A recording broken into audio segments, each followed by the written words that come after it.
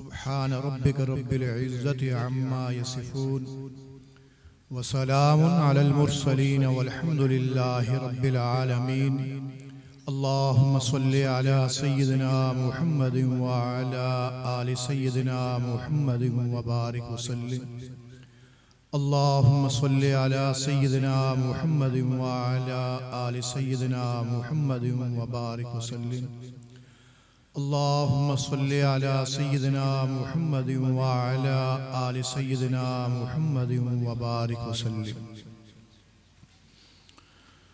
मकसद ज़िंदगी अल्लाह रब्बुल इज़्ज़त की बंदगी है, मकसद हयात अल्लाह रब्बुल इज़्ज़त की याद है। वो ज़िंदगी जो अल्लाह के बंदगी के बगैर है वो ज़िंदगी ज़िंदगी नहीं, वो तो दरिंदगी है, सरासर शर्मिंदगी है। असल ज़िंदगी वही ज़िंदगी कहलाती है जो बंदगी वाली ज़िंदगी है। इंसान इस दुनिया में अपनी मर्जी से नहीं आता और न ही अपनी मर्जी से इस दुनिया से जाता है। अल्लाह रब्बुल इज़्ज़त की मर्जी से आता है और उसी की मर्जी से इस दुनिया से जाता है। अक्लमंद है वो इंसान जो दरमियानी वक्त को अल्लाह रब्बुल इज़्ज़त की मर्जी के मुताबिक गुजारता है, अपनी मन मर्जी नहीं चलाता। फरमाया आजिज़ है वो इंसान जो दरमियानी वक्त को अपनी मर्जी के मुताबिक गुजार देता है, रब चाही जिंदगी इख्तियार नहीं करता। आज हम दुनिया में देखते हैं हर तरफ टेंशनें हैं, परेशानियां हैं। छोटा भी परेशान है, बड़ा भी परेशान है, मर्द भी परेशान है, औरत भी परेशान है, हत्ता कि मुसलमान भी परेशान है और काफिर भी परेशान है। हर एक की ये कोशिश है मेरी टेंशनें दूर हो जाए, मेरी जिंदगी के अंदर खुशियां आ जाएं, माल पैसा जमा कर लूंगा, मेरी परेशानी खत्म हो जाएगी, किसी ऊंचे ओहदे के ऊपर पहुंच जाऊंगा, मेरी परेशानी खत्म हो जाएगी, जायदाद बना लूंगा, मेरी परेशानी खत्म हो जाएगी। हम दुनिया में देखते हैं लोगों के पास ये सारी चीजें मौजूद हैं, उसके बावजूद भी टेंशनों और परेशानियों के अंदर वक्त गुजार रहे हैं। मालूम ये चला माल पैसे से परेशानी खत्म नहीं होती, किसी ऊंचे ओहदे के ऊपर पहुंच जाने से परेशानी खत्म नहीं होती। परेशानी खत्म होने का तरीका कुछ और है। वो तरीका क्या है? कुरान मजीद में रब तआला इरशाद फरमाते हैं, ए लोगो, अगर तुम ये चाहते हो कि तुम्हारी टेंशनें परेशानियां दूर हो जाएं, तुम्हें खुशियों वाली जिंदगी नसीब हो, तो फिर गुनाहों वाली जिंदगी छोड़ो, नेक आमाल वाली जिंदगी अपनाओ। मैं अल्लाह तुम्हारी जिंदगी को खुशियों वाली जिंदगी बना दूंगा, सुकून वाली जिंदगी बना दूंगा। और याद रखो, अगर नेक अमाल को नहीं इख्तियार करोगे, गुनाहों के अंदर पड़े रहोगे, मैं अल्लाह तुम्हारी इस दुनिया की जिंदगी को भी परेशान कुन बना दूंगा। फरमाया मन आरदा अन ज़िक्री फ़इन्न लहू मईशतन ज़न्का, जो भी मेरी याद से मुंह मोड़ के जिंदगी गुजारेगा, मैं अल्लाह एक सजा उसको दुनिया में नकद ये दूंगा कि मैं उसकी मईशत को तंग करके रख दूंगा। ये नहीं है कि वो गरीब होगा, उसके पास माल पैसा नहीं होगा, नहीं, वो करोड़पति नहीं अरबपति भी होगा, फिर भी रो रहा होगा। आज हम दुनिया में देखते हैं बड़े अमीर कबीर लोग 50-50, 60-60 खानदानों की किफालत कर सकते हैं। आप जरा उनसे पूछिए भाई आपका क्या हाल है, कहते हैं क्या बताएं, हाल बेहाल है। औलाद कैसी है? और जी अफलातुन बनी हुई है। बीवी कैसी है? ना पूछो, मुंह से बात निकलती नहीं, सो सुना देती है। औरत से पूछो तुम्हारा खाविन कैसा है? और जब भी घर में आता है माथे के ऊपर 12 बज रहे होते हैं। ये टेंशन वाली बातें बंदा क्यों कर रहा होता है? इसलिए कि उसका ताल्लुक अपने रब से टूटा हुआ होता है। ये कैसे हो सकता है किसी बंदे का ताल्लुक अपने रब से टूटा हुआ हो, उसकी जिंदगी में सुकून आ जाए? ये नामुमकिन सी बात है।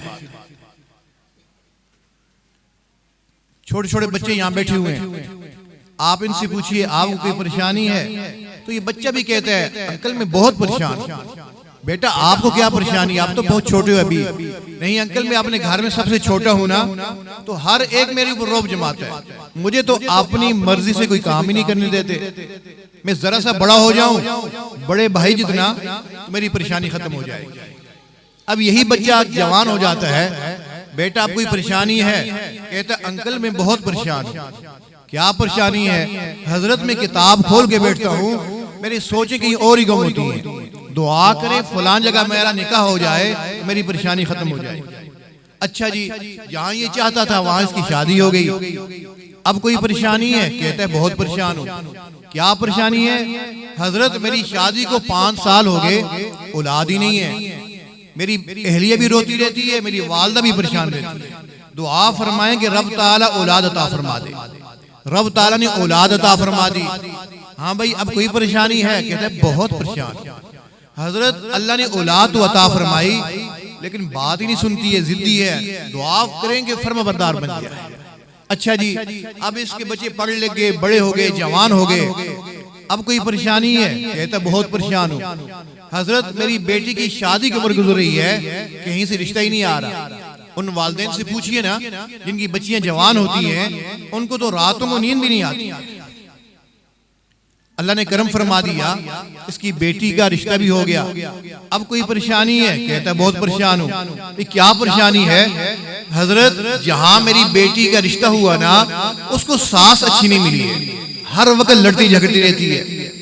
अब आपने देख लिया कि हर बंदा परेशान है कि नहीं? छोटा भी परेशान है, बड़ा भी परेशान है। अलबत्ता हर बंदे की परेशानी की नौइयत मुख्तलिफ है। छोटे की अपनी परेशानी है, जवान की अपनी है, बूढ़े की अपनी है। हम जितने यहाँ लोग बैठे हुए हैं, हम तो मुसलमान लोग बैठे हुए हैं, हमारी ज्यादातर परेशानी का ताल्लुक माईशत से होता है। कहाँ से आमदन आएगी, मैं कैसे खर्च करूंगा? दुनिया में ऐसे मुल्क मौजूद हैं जहाँ इस किस्म की टेंशन नहीं है। वहां किसी को जॉब नहीं मिल रही है, हुकूमत का काम है जब तक जॉब नहीं मिल रही इसको खर्चा देती रहे। मकान नहीं है तो ऐसी तंजीमें वहां मौजूद होती हैं जो ऐसे बंदों को ढूंढ रही होती हैं जिसके पास मकान ना, उसको मकान ही बना के देती हैं। हमारे यहाँ इस्लामी माशरे में हया का मामला होता है, यहाँ खुले आम फहाशी नहीं की जा सकती। उन मुल्कों के अंदर इस किस्म की कोई टेंशन परेशानी नहीं है।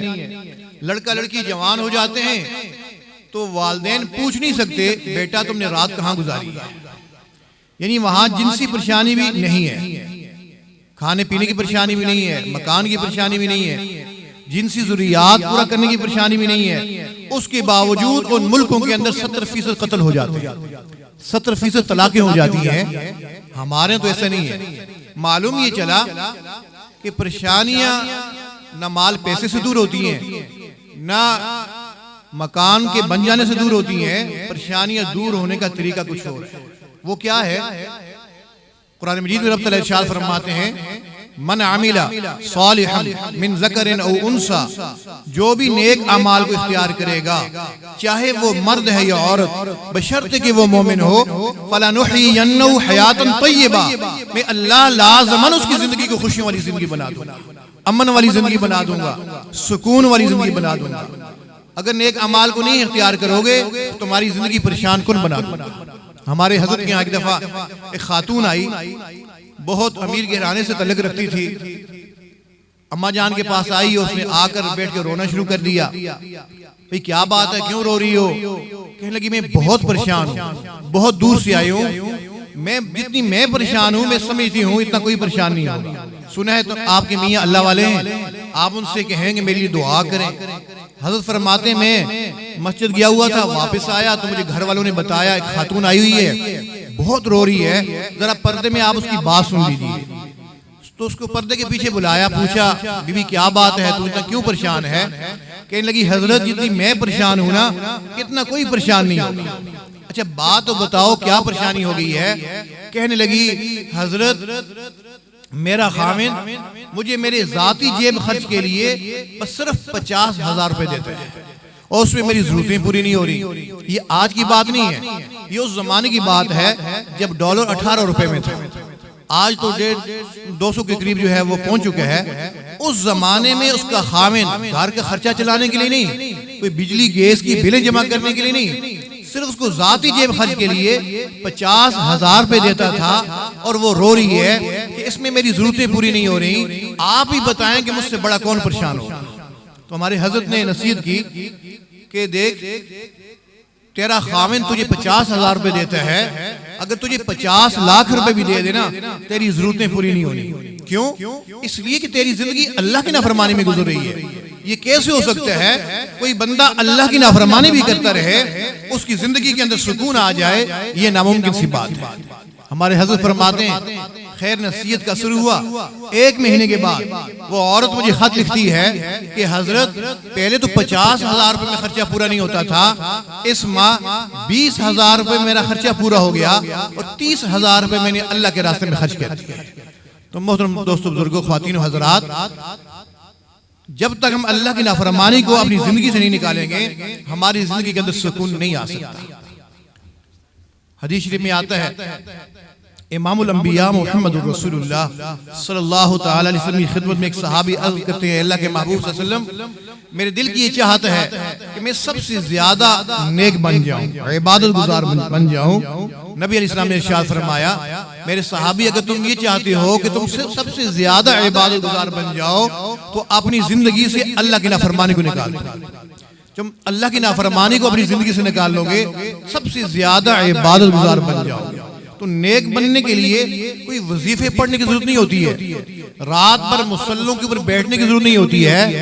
नेक बनने के लिए जरूरी होता है कि अपनी जिंदगी से अल्लाह की नाफरमानी को निकाल दें। मुझ समेत हम जितनी यहाँ लोग बैठे हुए हैं, हम सब अपने आप को बहुत अच्छी तरह जानते हैं। आप लोग तारीफें कर रहे हैं कि ये स्टेज के ऊपर बड़े बड़े उलमा बैठे हुए हैं, जुब्बे पहने हुए हैं, बड़े नेक लोग हैं। हम आपके बारे में कह रहे हैं कितने नेक लोग बैठे हुए, इतनी तवज्जो से बात सुन रहे हैं।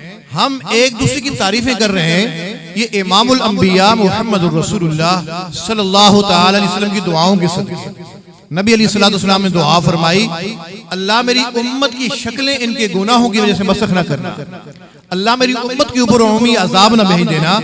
अगर ये दुआ ना होती ना, मेरी बात से नाराज न होइएगा, पता नहीं हम में से कोई किस शक्ल में बैठा होता, कोई किस शक्ल में बैठा होता। ये आका इस्लाम की दुआ है कि रब ताला ने हमारी जाहिरी शक्ल तब्दील नहीं फरमाई। उलमा ने हदीस के रूह से लिखा है, इस उम्मत की जाहिरी शक्ल तो आका इस्लाम की दुआ के सदके तब्दील नहीं होती, बातनी शक्ल वैसी होती है जैसे इसके आमाल होते हैं। जिस बंदे के अंदर हिर्स की बीमारी होती है, इस बंदे की बातनी शक्ल कुत्ते जैसी होती है। यानी आलम मिसाल में जो शक्ल दिखाई जाती है वो कुत्ते जैसी होती है। वो बंदा जो दूसरों को धोखे देता है, चालाकियां दिखाता है, कहता है मैंने ऐसी बात उसको पता ही नहीं चला, दूसरों को धोखे देता है। फरमाया इसकी जो बातनी शक्ल दिखाई जाती है वो बंदर जैसी होती है।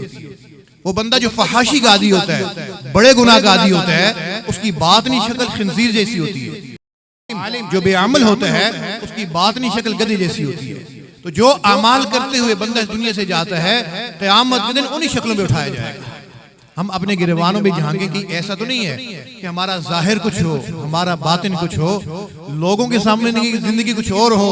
तन्हाइयों में शैतान भी अगर हमसे पनाह मांगता है, तो आज इस महफिल को गनीमत समझते हुए हम अपनी जिंदगी के रुख को तब्दील करने का पक्का इरादा करें। साबका उम्मतों में तौबा करने से गुनाह माफ नहीं होता था।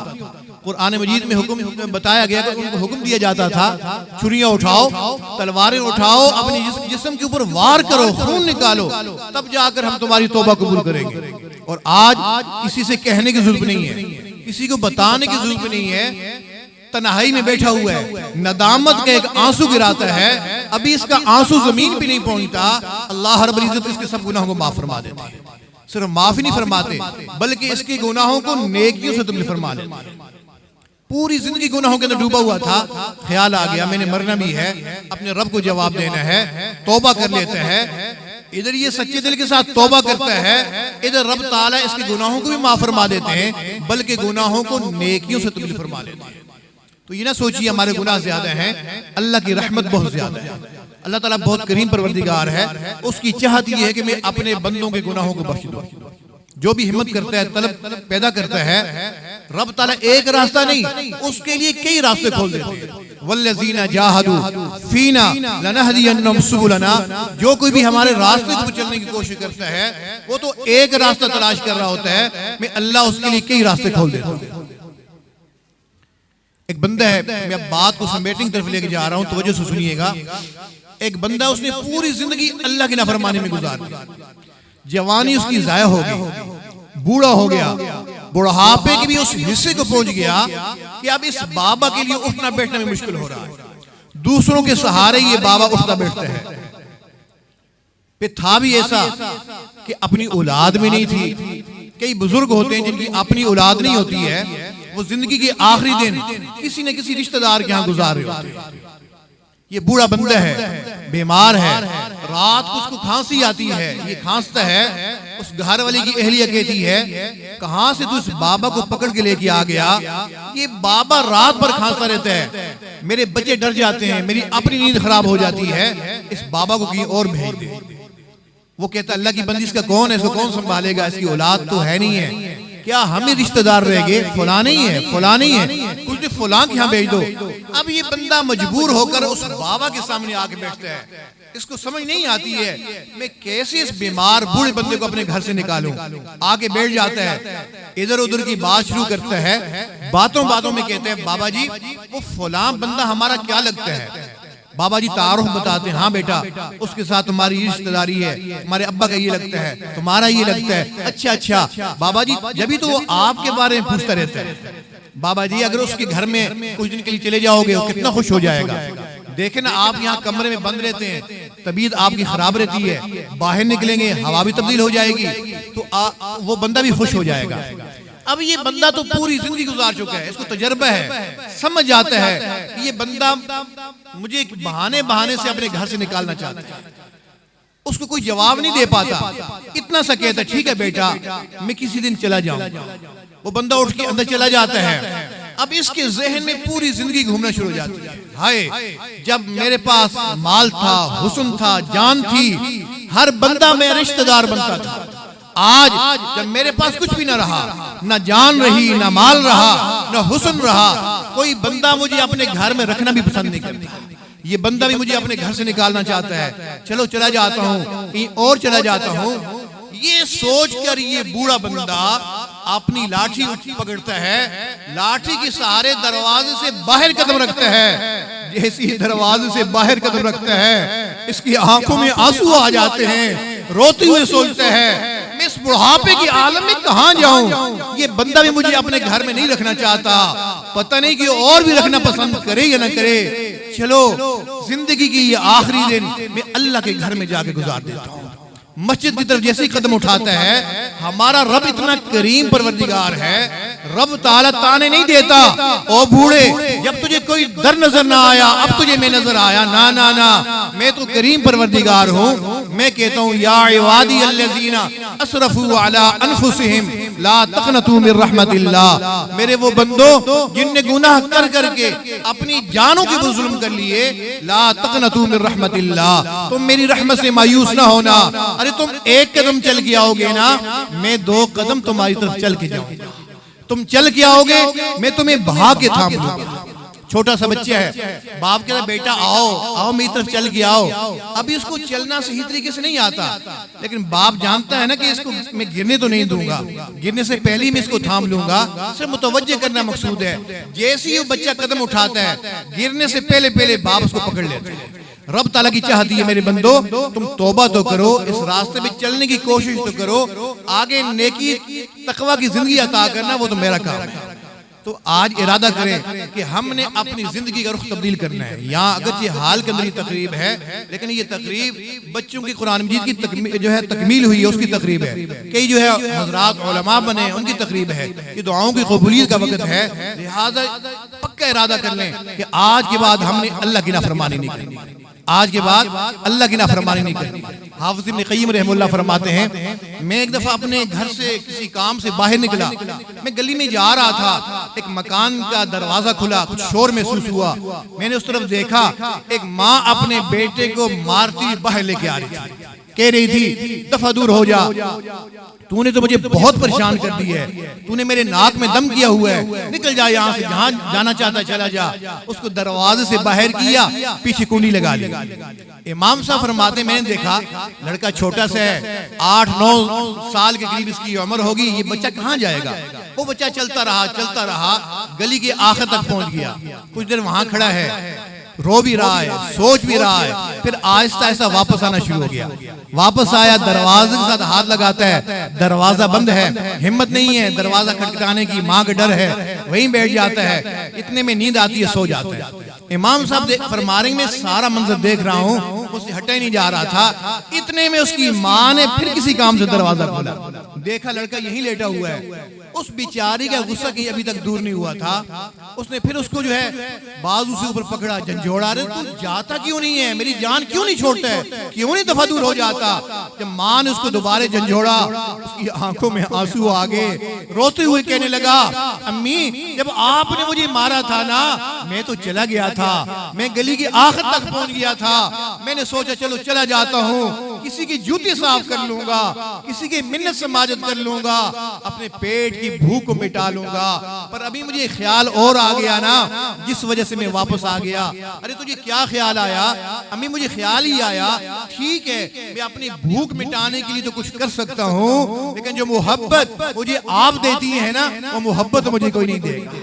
अम्मी ये ख्याल आया, मैं वापस आ गया हूँ, जितना चाहती है आप मुझे मारिए, अम्मी मैं आपको छोड़ के कहीं नहीं जाऊंगा।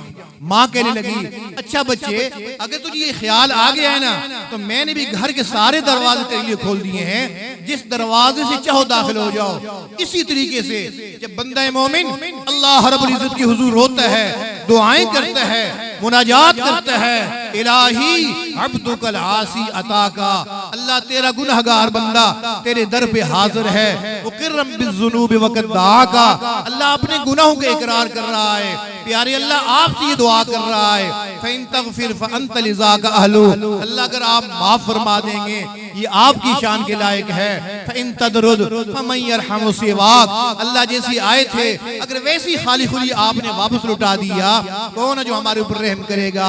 किससे मांगे, कहाँ जाएं, किससे कहें, और दुनिया में हाजत रवा कौन है? सबका दाता है तू, सबको देता है तू, तेरे बंदों का तेरे सिवा कौन है? दुआएं जो कुछ कहा गया सुना गया, अल्लाह रब्बुल इज्जत उस पे अमल की तौफीक नसीब फरमा दे। जिन बच्चों के कुरान मजीद की तकमील हुई, जो हज़रात आलिम बने, रब ताला इन सबको आलिम कुरान, नाशिर कुरान बनाए, दाई कुरान बनाए, आशिक़ कुरान बनाए, रब ताला इनके सदके हम सबको कुरान मजीद का इश्क नसीब फरमा दे। व आखिरु दावाना अनिल हम्दुलिल्लाहि रब्बिल आलमीन।